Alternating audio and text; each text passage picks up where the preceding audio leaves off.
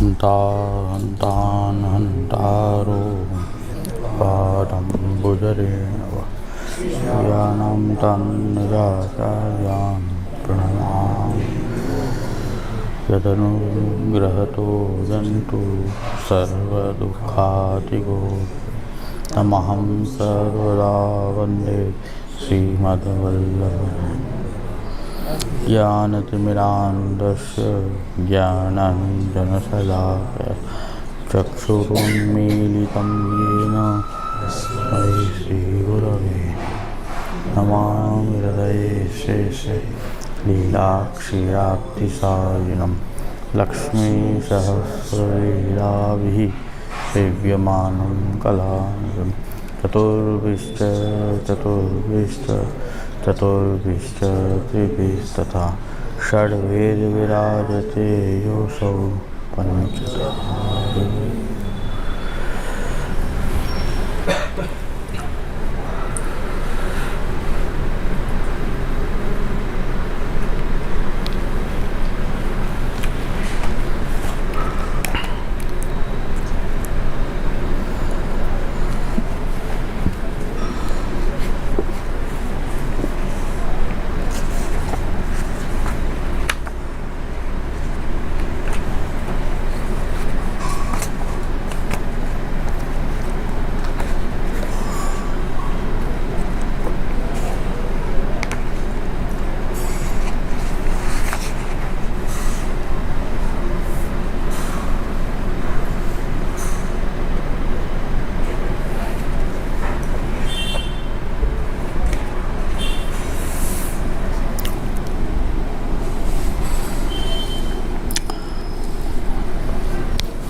और प्रभुदास रसोई हाथ सदा करते।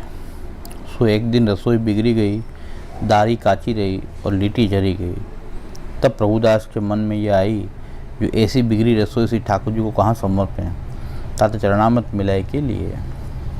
काहे थे पुष्टि मार्गीय वैष्णव हैं, तिनको मन कोमल है। जैसे श्री ठाकुर जी अत्यंत कोमल है, तैसे भक्तन को मन हूँ है। ताते ये विचारे, जो कहा ऐसी सामग्री समर्पो और दग्ध अन्न को दोष है। वृंतांगंच कलिंगंच दुग्धान्नम च मसूरिका इत्यादि विचारी के श्री ठाकुर जी को समर्पे नहीं, और अन्नप्रसादी को महादोष है, ता चरणामत मिलाए के लिए। तब श्री ठाकुर जी ने श्री आचार्य जी सो कहो, जो मैं प्रभुदास की बाट देखी, सो आज मोको भोग न धर्यो आपू लिए। या में जताए, जो श्री ठाकुर यद्यपि एक हैं नंदराज कुमार, परंतु भक्तन के भाव करके जितने भक्त हैं तिनके जितने ठाकुर हैं। सो प्रभुदास के भाव के ठाकुर जी ने कही, जो प्रभुदास ने भोग नहीं धर्यो। तब श्री आचार्य जी ने प्रभुदास से कहो कि तू आज श्री ठाकुर जी को भोग समर्पे बिना क्यों लियो। तब प्रभुदास ने विनती करी, महाराज दार काची रही, अंगाखरी जरी गई, तथा चरणामत मेले के लियो। श्री आचार्य जी कहे कि ऐसी रसोई क्यों करी। श्री ठाकुर जी बड़ी बेर लो बाट देखी, ताते सावधानी सो आछी रसोई करी भोग धरी के लीजो। ता दिन ते प्रभुदास रसोई सावधानी सो करते। या में यह जताए कि यद्यपि चरणामत मिलाए के लियो, सो अन्न दोष मिट्यो, परंतु भगवत भोग पदार्थ न भयो। ताते वैष्णव को जैसे श्री ठाकुर जी को भोग धर्यो हो तैसे लेनो। दही न्यारो धर्यो हो तो दही में भात मिलाए के अपने न लीजिए। काहे ते दूध भात दही भात न्यारे न्यारे भक्तन के भाव की सामग्री है, तथा चरणामत तथा प्रसादी वस्तु पधराई ले। काहू सामग्री में ते अपने भोग अर्थ न लेनो। दास धर्म प्रभु को उच्छिष्ट, जैसो आरोग्य हो वही प्रकार को लेनो। पतिव्रता को ये लक्षण है, इत्यादि भाव जताया है।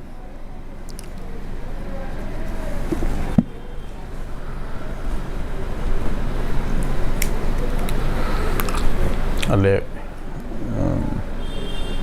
બ્રહ્મ પરમાત્મા ભગવાન શ્રી કૃષ્ણ અને સૈવ્ય સ્વરૂપ, એમાં નિરોધ લક્ષણમાં પણ શ્રી મહાપ્રભુજી આજ્ઞા કરે છે કે નિરોધ પ્રભુમાં થયો, આપણો ચિત્ત પ્રભુમાં આપણું નિરુદ્ધ થયું, એનું લક્ષણ શું? તો કે સંયોગ અને વિપ્રયોગનો અનુભવ, સંયોગમાં સુખાનુભૂતિ અને વિપ્રયોગમાં દુઃખની અનુભૂતિ, એ જો થવા માંડે તો એનો મતલબ કે આપણો પ્રભુમાં નિરોધ થયો છે.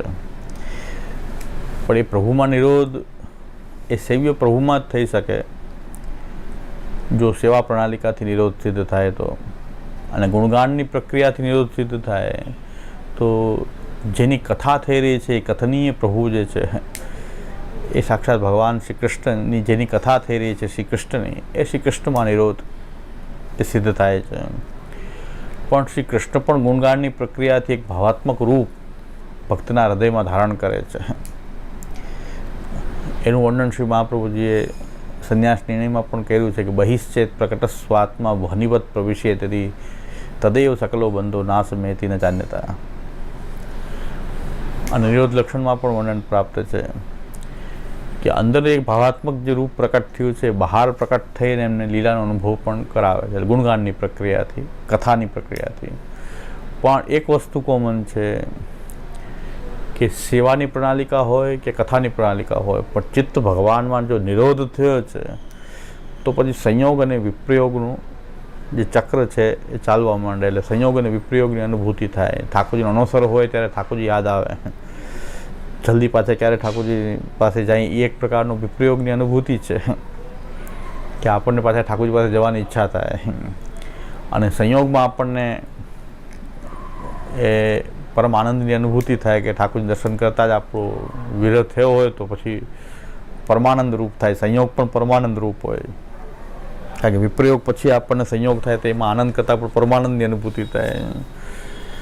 તો એ રીતે આપણે જો સંયોગ વખતે એટલે ઠાકોરજીના સેવા કાળમાં એવો સુખનો કે આનંદનો અનુભવ કરતા હોઈએ અને વિપ્રયોગની અંદર આપણને કંઈક ઠાકોરજી સંબંધિત દુઃખ થાય કે ઠાકોરજી યાદ આવે તો એનો મતલબ કે આપણું ચિત્ત ધીરે ધીરે હવે પ્રભુમાં નિરુદ્ધ થાય. એને લક્ષણ છે એટલે મહાપ્રભુજી નિરોધ લક્ષણ ગ્રંથ કર્યો છે કે ભાઈ ચિત્તનું કેવી રીતે નિરોધ થાય, એના લક્ષણ શું પ્રકટ થાય, નિરોધ થતાં પછી શું લક્ષણ પ્રકટ થાય કે સંયોગ અને વિપ્રયોગનું ચક્ર ચાલુ થાય. જે કથા કરતા હોય કેવલ એને સંયોગ અને વિપ્રયોગની અનુભૂતિ એને પણ થાય છે. તો કથા કાળમાં ભગવાનનો આંતર સંયોગનો અનુભવ થાય છે અને જ્યારે કથા ન હોય ત્યારે ભગવાનનો એ વિરહનો પણ અનુભવ થાય છે. જો કથા પ્રક્રિયાથી ચિત્ત જે નિરુદ્ધ થયું હોય તો કથા કાળમાં એને આનંદની અનુભૂતિ થાય છે, આંતર સંયોગની અનુભૂતિ થાય છે. અને કથા ન હોય તો પછી એને વિરહની અનુભૂતિ થાય છે. તો સંયોગ વિપ્રયોગનું ચક્ર નિરુદ્ધ થાય એટલે સંયોગ અને વિપ્રયોગ તો થાય. નિરોધ કથા પ્રણાલિકાથી થાય કે સેવા પ્રણાલિકાથી થાય, પણ એનું લક્ષણ આ પ્રકટ થાય છે કે સંયોગ અને વિપ્રયોગનું ચક્ર ચાલુ થાય. સેવા કેટલી કરવી એના માટે મહાપ્રભુજી બધાને એક જ આજ્ઞા કરી કે સેવનમ યોગ્યાનુસારેણ અલ્પમ બહુવાન પ્રયોજક. બહુ વધારે સેવા કરો કે ઓછી સેવા કરો એનાથી બહુ મોટું પ્રયોજન નથી. એકાપી સેવા એકાપી પરિચર્યા સકૃત કરતા પરમ પુરુષાર્થતા ભવતી. એમ શ્રી મહાપ્રભુ કહે છે કે એક વખતની થોડીક સેવા પણ પરમ પુરુષાર્થની ભક્તિ સિદ્ધ કરવા સમર્થ છે. ઠાકોરજીની સેવાનું આવું મહાત્મ્ય શ્રી મહાપ્રભુ કહે છે. એક વખત પણ થોડીક સેવા કરી, થોડીક જ કરવી એવું નહીં, પણ આપણે જે કરીએ છીએ એમાં ક્યાંક પ્રભુનું ચિત્તની પ્રવણપૂર્વક થોડી પણ થઈ કે તો એ પરમ પુરુષાર્થ સ્વરૂપ જે ભક્તિ છે એ સ્વતંત્ર પુરુષાર્થ રૂપા જે ભક્તિ જે છે એ સિદ્ધ કરવા સમર્થ છે. એટલે સેવાનું આવું મહાત્મ્ય. આપણને તો કેટલી સેવા મળે છે. આ સેવાની એક ક્રિયા એક વખતની થોડી પણ જો જે છે એ પરમ પુરુષાર્થ આપી શકે છે એટલી સમર્થ છે. એટલે મહાપ્રભુ કહે છે કે અલ્પમ બહુવા ન પ્રયોજકમ. સેવા કેટલી કરો, કેટલી વધારે કરો કે ઓછી કરો એ બહુ મહત્વનું નથી, પણ તમારો ભાવ કેટલો છે એની યોગ્યતાની અનુસાર ભગવત સેવા કરવી.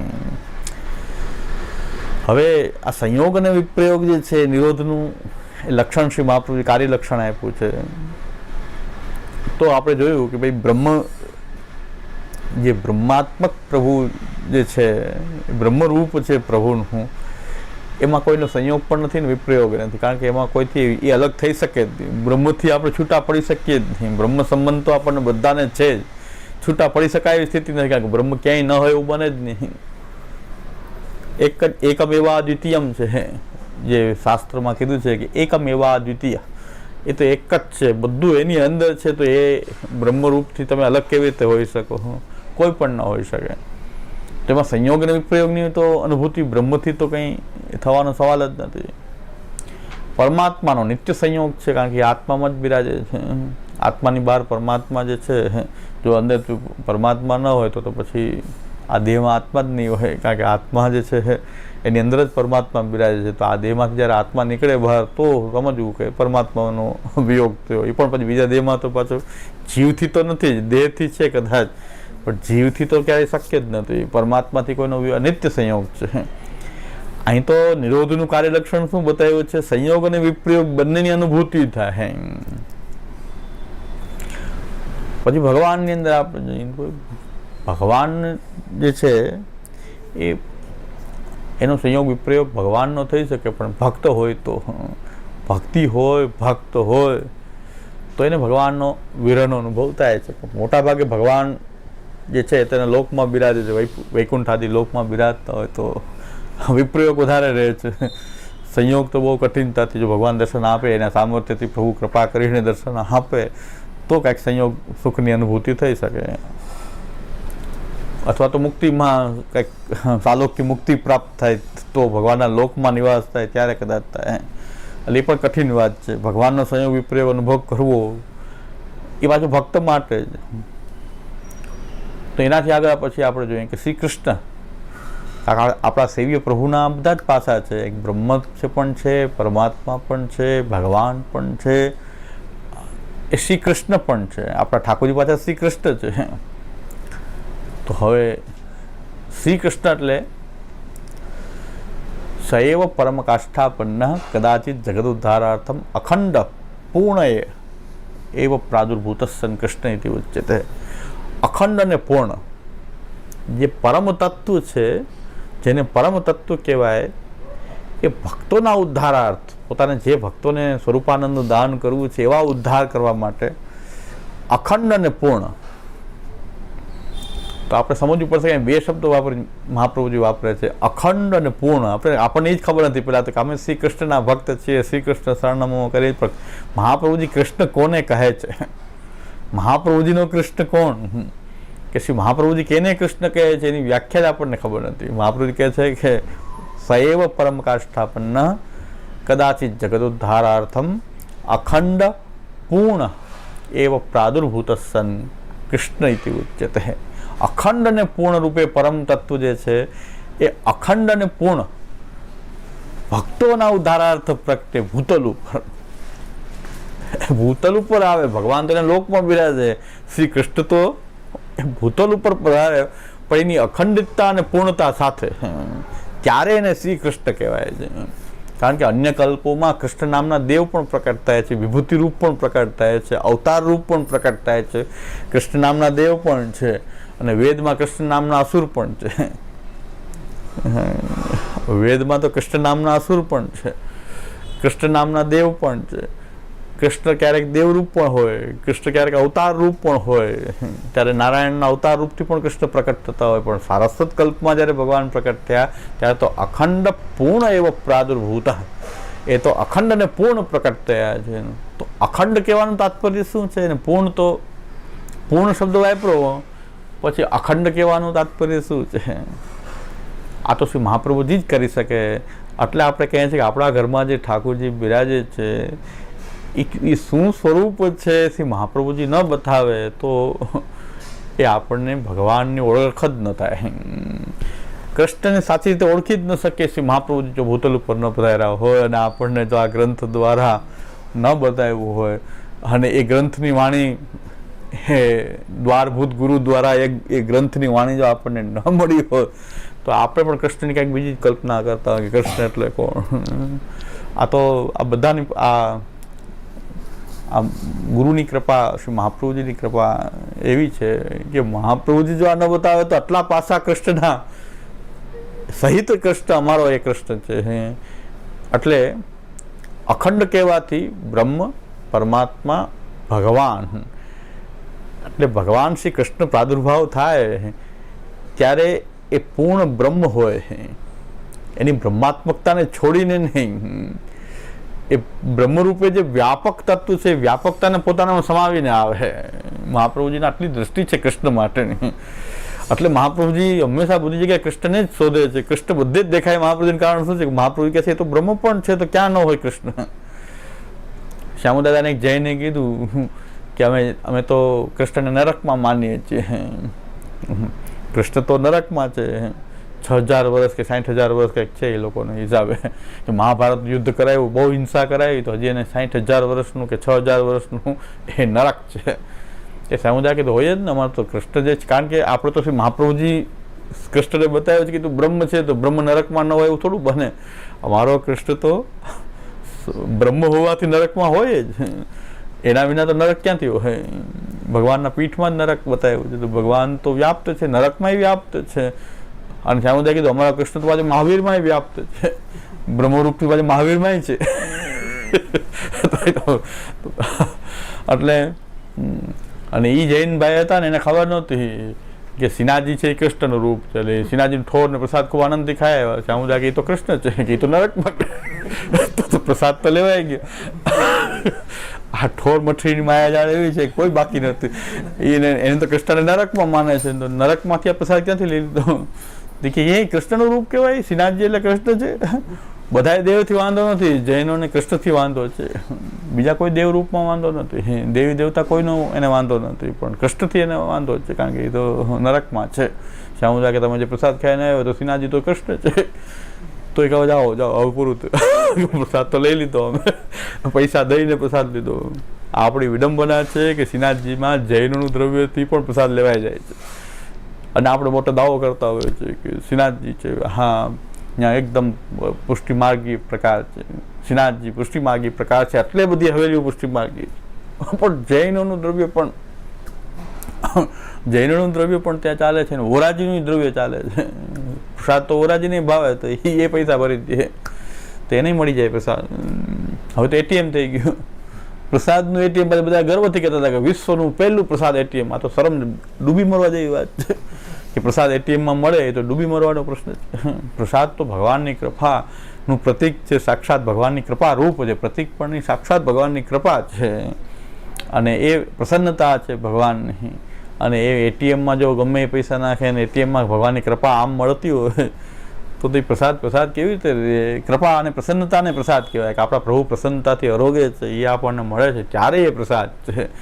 એ પ્રસન્નતાનું પ્રતીક છે. આપણને પ્રસાદ મળતા જ આપણને એમ થાય કે ઠાકોરજીની પ્રસન્નતાનું આ સાક્ષાત પ્રસન્નતા એની કૃપા આપણને મળી રહી છે અધરામૃતના રૂપમાં. ઠાકોરજીનું અધરામૃત અરોગેલું એ આપણે બ્રહ્માજીને પણ દુર્લભ જે છે આપણને પ્રાપ્ત. એ કૃપાની અનુભૂતિ કરાવવા તો મહાપ્રભુજી કહે છે કે તું જે લે ભોગ ધરીને લે. મિશ્રીને ભોગ ધરીને મહાપ્રભુજીને ખબર હતી મિશ્રીને ચાલે, ભગવાનને ચાલે મિશ્રીઓ. ભગવાનને તો પૂજામાં મિશ્રી ચાલે, ભગવાનની પૂજા મિશ્રીથી થાય. ખાલી એક કણી મિશ્રી ધરી દો ચાલે. મહાપ્રભુજીનો ભાવ એવો નથી પ્રભુ પ્રત્યેનો. શું મહાપ્રભુજીનો એવો ભાવ પ્રભુ પ્રત્યે નથી કે ખાલી મિશ્રી ધરીને એની પૂજા કરી લ્યો. મહાપ્રભુજી તો એમ કહે છે આપણું જીવન એ પ્રભુનો મહાપ્રસાદથી આપણું એ જીવન ચાલે. આપણું શરીર જે છે એ અન્નથી ટકેલું છે, તો એ અન્ન ભગવત પ્રસાદવાળો હોય ને એનાથી આપણું શરીર ટકેલું રહે. એમાં મૂળ વસ્તુ તો અન્ન અને જલ, એ ઠાકોરજીની પ્રસાદી આપણને પ્રાપ્ત થાય ને એનાથી આપણું બંધારણ બનેલું હોય.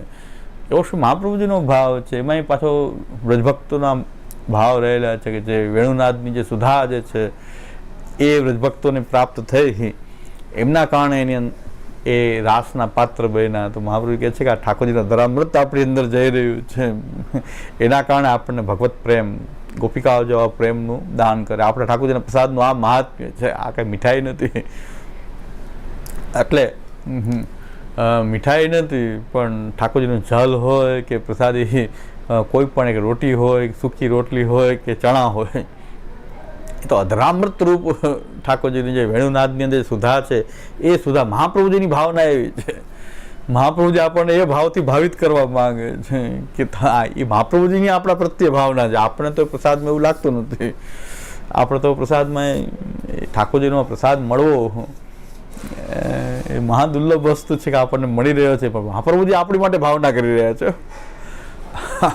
હવે શું મહાપ્રભુજી પોતાના વૈષ્ણવ માટે ભાવના કરી રહ્યા છે કે તમને સાક્ષાત અધરામૃતની સુધા મળે. એટલે મહાપ્રભુજી એટલું તો આગ્રહ રાખતા હતા કે મિશ્રી ભોગની સેવાય મહાપ્રભુજી પ્રકટ કરી શકતા હતા. એમને આ ખબર હતી કે ભગવાનને તો મિશ્રીથી ચાલે, એમાં કાંઈ વાંધો નથી. ઘણા વાળા મિશ્રી ભોગવાળા એમ કહે છે કે પ્રભુ તો કેમ ન રહે, પ્રભુ તો ભાવના ભૂકા છે. એ બધી વાત સાચી, ભાવના ભૂકા છે, પણ ક્યાં ભાવના? વ્રજભક્તોના ભાવના ભૂકા છે. વ્રજભક્તોનો ભાવ આવ્યો નહોતો ખાલી મિશ્રી કરીને પૂજા કરીને પછી આપણે 56 ભોગ ખાઈએ, એવો વ્રજભક્તોનો ભાવ નહોતો. એવો ભાવથી મહાપ્રભુજીનો નથી કે ઠાકોરજીની મિશ્રી ધરીને આપણે આનંદથી અલગ અલગ વસ્તુ બનાવીને ખાઈએ. મહાપ્રભુજીનો ભાવ એવો છે કે આપણે ઠાકોરજીની સાથે દાસની જેમ, અને આપણને પણ ઠાકોરજીની અધરામૃતની સુધા મળે, અને એનાથી આપણું બંધારણ જીવન, કારણ કે બધા યત્ન તો પેટ માટે જ કરી રહ્યા છે ને, ખાવું એ મુખ્ય વૃત્તિ છે, અને એના માટે આપણે બધા યત્ન કરી રહ્યા છીએ. તો એ ખાલી ને ખાલી ભરાતું જ નથી પેટ આપણું. આપણે એ ધંધો રોજગાર આખા જો મિશ્રી ભોગ ધરીએ તો આપણું જીવનનું સમર્પણ કેવી રીતે થાય? આ તો પ્રતિકાત્મક વાત છે, ઉપલક્ષણની વાત છે. ખાલી ભોગ ધરવું જ સમર્પણ નથી, પણ ભોગ ધરવું એ મહત્વની વસ્તુ જ છે, કારણ કે આપણું જીવન તો આની પાછળ ચાલી રહ્યું છે. નરસિંહ મહેતા પણ કહે છે, ખેદ માહે ગયો જન્મ સગડો વૃથા, આ દુષ્ટ ચિંતા કરી ઉદર ભરણે. આખું જીવન કાંઈ ભગવાન નામ ભગવત સેવા કાંઈ થયું જ નહીં, આ પેટ ભરવામાં જ આખી જિંદગી કાઢી. નરસિંહ મહેતા એમ કહે છે, જેમણે પેટની ચિંતા જ નથી કરી ક્યારે. નરસિંહ મહેતા ભક્ત છે તો એમ કહે છે કે ખેદ માહે ગયો જન્મ સગડો વૃથા, આ દુષ્ટ ચિંતા કરી ઉદર ભરણે. આપણે જીવનની સુવા ઉપરાંતની બધી વૃત્તિ જે છે, ધંધો રોજગાર 18 કલાક 20 કલાક આ પેટ માટે જ કાઢીએ છીએ આપણે. મહાપ્રભુજી એને સમર્પિત કરી દઈએ ને, ભોગ ધરીને લઈને જે લ્યો છો તો બધું સમર્પણ થઈ જાય. એટલે બહુ મહત્વની વસ્તુ છે કે આપણે ઠાકોરજીને ભોગ ધરીને મહાપ્રસાદથી આપણું જીવન નિર્વાહ થાય. સમર્પણ એટલું જ નથી, વાત સાચી છે. ઘણાને મોકો મળે કે આટલું સમર્પણ ક્યાં કીધું છે મહાપ્રભુજી, પણ મહત્વનો પાર્ટ તો છે ને સમર્પણનો, કે ઠાકોરજીને ભોગ ધરીને. અને એટલું જ મહાપ્રભુજી આગ્રહ રાખ્યો કે તમે એમાં હંસકડી ધરો, સકડી ધરો, દૂધઘર ધરો, અલગ અલગ વસ્તુઓ બનાવીને ધરો, કે ખીર પણ રોજ ધરો, એવું કાંઈ નથી આજ્ઞા કરી. કે ભાઈ તમે જે કાંઈ પણ લેતા હો, આટલા સરળ આચાર્ય છે કે તમે જે કાંઈ પણ લ્યો ઠાકોરજીને ધરીને લ્યો. રોટલી શાક ખાઓ છો કે શું ખાઓ છો, ખીચડી ખાઓ છો કે રોટલી શાક ખાઓ છો, પણ ઠાકોરજીને ધરીને લ્યો. આનાથી ભક્તિ પ્રકટ થશે, પ્રેમ પ્રકટ થશે, પ્રભુ સાથે જીવવાનો ભાવ આવશે. હું ને પ્રભુ એક છીએ એવું લાગશે, પ્રભુ સાથે એવું તાદાત્મ્ય થશે. લૌકિકમાં પણ એમ કહે છે કે જો રસોડા જુદા થાય પછી મન જુદું, અન્ન જુદું તો મન જુદું. પછી એવી આત્મીયતા ન રહે. ઓલા એક સાથે રહેતા હોય ત્યારે જે આત્મીયતા હોય, પછી અલગ અલગ રહેવા મળે એટલી આત્મીયતા પછી ના રહે. પછી મારું ઘર ના તારું ઘર એવું થાય. ઓલું આપણે એક ચૂલાની અંદર હોય ત્યારે બધા એમ લાગે આપણે એક જ ઘરમાં જ છીએ, ઓલું તો તારું ઘર અલગ મારું ઘર અલગ. તો એ પેલા જૂના લોકો એમ કહેતા હતા, એટલે લોકો બધા ભેગા પરિવારમાં રહેવાની વૃત્તિ હતી પહેલાના લોકોમાં, અને એમાં માટે ઘણું બધું સહન કરીને પણ રહેતા કે આ છૂટું ન પડાય. તો એ ઘણું બધું સહન એ લોકો કરતા હશે, એવું નથી. અત્યારે આપણને પ્રોબ્લેમ થાય ત્યારે છૂટા પડી જાય, પણ એ લોકો તો એમ ચલાવ્યા રાખતા. 2-3 પેઢી એમને ચાલતી. અમારા બડેતાજી મહારાજના વખતનો હજુ સુધી ભાગ નથી પડ્યા. હજી સંયુક્ત પરિવાર બોલે છે. ઓમ બધા અલગ છે તોય કોઈને કોઈ ભાગ આપ્યો જ નથી, કોઈ તોય બધા અલગ અલગ. કોઈ આપણે એક પરિવાર, એવી ભાવના હવે રહી નથી. અમારા પૂર્વજો, અમારા તાજી મહારાજ સુધી તો એવી ભાવના હતી. એટલે માંડવીનું ઘર, હા, અમારું ઘર, હજી સુધી બહેનો બટવારો થયો નથી. તો માંડવીવાળા તાજજીનું પ્રેમ કહેવાય દ્વારકેશલાલજી મહારાજ શ્રી, જે શ્રી કિશોરચંદ્રજીના પિતાશ્રી, અમારા તાજજી શ્રી ઉદનાથલાલજી, બે ભાઈઓ હતા. તો પોતે પરદેશમાં પધારે, અને અમારા તાજજી મહારાજને એમ કે તારે જે જોઈને લઈ લે, જે કાંઈ ભેટ આવી હોય એમાં તારામાં જે વસ્તુ આવી કે તારે જે લેવું એ લઈ લે. તો એવી આત્મીયતા, પ્રસ્તાવ પ્રસંગ બધા ભેગા જ થતા. અમારા પિતાશ્રીનો પ્રસ્તાવ પણ આ અન્નુ આકાજી કન્નુ આકાજીએ કરેલો છે જુનાગઢમાં. એ ત્યારે માંડવી ત્યાં પધાર્યા હતા કિશોરચંદ્રજી, કાકાજીનો લગ્ન પ્રસ્તાવ કરવા માટે. બધું આયોજન, વ્યવસ્થા બધું એમના હાથમાં. ત્યાં એવું સંયુક્ત પરિવારની જેમ કોઈ જુદા જ નથી થયા. કે આમ બધા અલગ અલગ રહેવા માંડ્યા તોય નહીં કે ભાગ કાંઈ થયો નથી કોઈનો હજુ, કે ઓફિશિયલી કોઈ અલગ થયા હોય. તો એવી પહેલાંના લોકો એવી ભાવના હતી. આજે એટલે કેવડો મોટો પરિવાર થઈ જાય. દાદાના જે છે એ લોકોનું હજી ભેગું ચાલેલું આવતું હોય તો 4th-5મી પેઢી ચાલે છે અત્યારે. તો પહેલાંના લોકોને સહન તો કરતા હતા, પણ સંયુક્ત રહેવાની ભાવના હતી. આપણે વિઘટિત થઈ ગયા. અત્યારે તો કોઈને અમારે પોસાય તેમ નથી, જરાય ચાલે એમ જ નથી. તો મહાપ્રભુજી આપણને કમસે કમ તમે ગમે લૌકિકમાં તો આપણે બધા છૂટા છવાયા રહે, પણ ઠાકોરજી કહે, મહાપ્રભુજી કહે છે કે ઠાકોરજીથી જુદા ન રહ્યો. એ શ્રી મહાપ્રભુજીની આપણા પ્રત્યેની ભાવના છે કે ઠાકોરજીથી જુદા ન રહ્યો. કમસે કમ એનું ભોગ ધરવાનું જુદું, તમારું રસોઈ જુદી, એવું એની સાથે બે તો ક્યારે તમે એક નહીં થઈ શકો. પ્રભુ મારા છે એવું તમને ભાવ નહીં થાય. પ્રભુ મારા છે ને આપણે સાથે રહેવાનો જે ભાવ છે, આપણે જે કાંઈ પણ કર્યું ઠાકોરજીને ધરીને એ મહાપ્રસાદ જો આપણે લઈએ છીએ તો આપણે ઠાકોરજી અલગ નથી, એક જ છે. એક વૈષ્ણવ એમ કીધું કે વૈષ્ણવના ઘરમાં સેવા છે અને જ્યાં સમર્પિત ઠાકોરજીને પ્રસાદ મહાપ્રસાદનો આગ્રહ છે ત્યાં છોકરાઓ આવી ભાષા બોલે છે. આમ કે એ ઘરમાં પુષ્ટિમાર્ગ જે છે એ પુષ્ટિમાર્ગ રમી રહ્યો છે એના ઘરમાં, કે ઠાકોરજીને આ ધરજો. એમ કોઈ બાળકને ખાવાનું મન થાય તો એમ કે ઠાકોરજીને આ ધરજો, એવું જો બાળક બોલે તો શ્યામુદાય કે પુષ્ટિમાર્ગ તમારા ઘરમાં રમી રહ્યો છે. હવે પુષ્ટિમાર્ગ એ તમારા ઘરમાંથી ગયો નથી. બાળક એમ કે ઠાકોરજીને આ રોગાવજો. પીપર ચોકલેટ લઈને પણ ઠાકોરજીને ધરવા જાય તો સમજી લો કે પુષ્ટિમાર્ગ છે. બાળક એમ નથી સમજતો ગોજાની પીપર કે ચોકલેટ ન ધરાય, પણ એમ થાય કે ઠાકોરજીને ધરાવા ન લેવાય. ઘણા બાળકો દોડી જાય મંદિરમાં, ભાઈ એને ખબર ન પડે કે ઠાકોરજીને ધરવાની વસ્તુ નથી, પણ પુષ્ટિમાર્ગ છે. એ પીપર ચોકલેટ પણ ઠાકોરજીને બતાવીને કે એ ધરવો મળશે તો એનું જીવન પણ આગળ સમર્પિત રહેશે. પછી સમજશે તો એ નહીં ધરે, પછી પોતે આપણે ધરવું એ જ લેવાય એવું મનમાં. શરૂઆતના સમયમાં તો એવું કરતા હોય છે લઈને સીધું. અને બાળકોને ઠાકોરજી આપવામાં આવતા, બાળકો ઠાકોરજીથી રમે, એ બધી આપણી પરંપરા હતી. અમે લોકો અમને બધાને ઠાકોરજી અલગ અલગ હતા. નાન રમવાને ઠાકોરજી બધાને એક એક ઠાકોરજી આપવામાં આવતા. અને અમે લોકો તો ઠાકોરજી ઉઠીને સીધા સેવા કરી લે, નાહવાનું પછી એ ઠાકોરજી તો ચાલે ને, ઉઠતા આવે તો આપણે ઉઠીએ તો ઠાકોરજી જગાવી દે. પછી ટોકતા કે ભાઈ નાયા નથી, અડાય નહીં, આમ. તો પણ અમે લોકો તો મને પોતાને યાદ છે, ઉઠતા આવે ઠાકોરજી સીધા જગાવી દેતો. એ ઠાકોરજીને જગાવી દેતો. જારીજીને બધું અડાયું. નાયા પહેલાં જ જારીજી અડી લે, બધું અડી. કારણ કે અમને થોડો ભોગ ઠાકોરજીનો મંગલ ભોગ કે સેરું એમાંથી ભોગ અમને આપતા કે આ તમારા ઠાકોરજી ભોગ ધરવાનું, બધાને અલગ અલગ આપી દેતા. એ ધરી દેવાનું, પ્રસાદ જ ધરતા. ઠાકોરજી મંગલ ભોગમાંથી જે પ્રસાદ આવ્યો હોય એ પ્રસાદ ભોગ ધરવા દેતા. તો એ ભાઈ નાયા નો નાયા તો ભોગે ધરાય જાય, બધું થઈ જાય. જારી પછી નાવા જાય.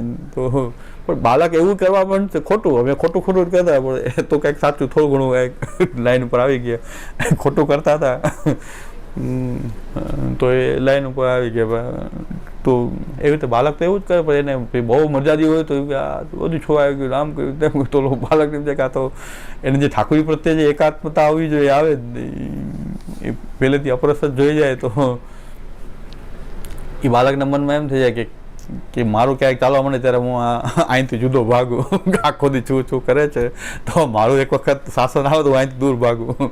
એને એવું મનમાં ભાવ આવી જાય. કારણ કે પણ જો એના ઠાકોરજી સંબંધી એ ટેવ એના ઘરમાં કોઈના ઘરમાં એવી પડી ગઈ છે તો શ્યામુદાદા એમાં ક્યાં કરે કે પુષ્ટિમાર્ગ તમારા ઘરમાં રમી રહ્યો છે. બાળક નથી રમતો, પુષ્ટિમાર્ગ રમી રહ્યો છે. પુષ્ટિમાર્ગ જીવંત છે. કે બાળકને એમ થાય કે ઠાકોરજીને આ ધરો, ઠાકોરજીને આ ધરો. પોતે કાંઈ લઈ આવો તો સીધું ઠાકોરજી મંદિરમાં દોડે. તો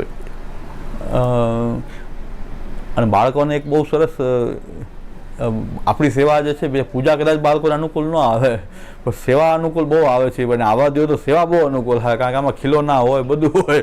તો એ ઠાકોરજીને ખીલાવવા પહેલાં પોતે જ રમતા હોય, પણ એ બાને ખીલોના સજાવટ કરવા આવે ખરા કે ભાઈ ખીલોના રમવા મળશે. એ પોતે વધારે રમતા હોય, બટ ઠાકોરજી ખેલતા નહીં હોય એવું ન કહી શકાય. કે પ્રભુને આનંદ આવતો હશે ને તો પૂજામાં તો આવું કાંઈ ન હોય, ખીલોના કે એવું, તો બાળકોને પૂજા નિરસ લાગે. પણ આપણી સેવાની પ્રણાલિકા એવી છે કે બાળકોને ગમે. કારણ કે એમાં ખીલોના ના બધું હોય, ઠાકોરજી પલના ઝૂલતા હોય, ખીલોના હોય. કારણ કે ઠાકોરજી એવા જ બાળકના રૂપમાં હોય, બાળક થઈ જાય આપણે ઠાકોરજી. તો આ બ્રહ્મ પરમાત્મા ભગવાન એ જ્યારે અખંડતા, એ ત્રણેય વસ્તુ સાથે પાછા એ ભક્તોના ઉદ્ધારનો સંકલ્પ કરીને ભક્તોની વચ્ચે પ્રકટ થાય, એને મહાપ્રભુ કહે છે અખંડ પૂર્ણ.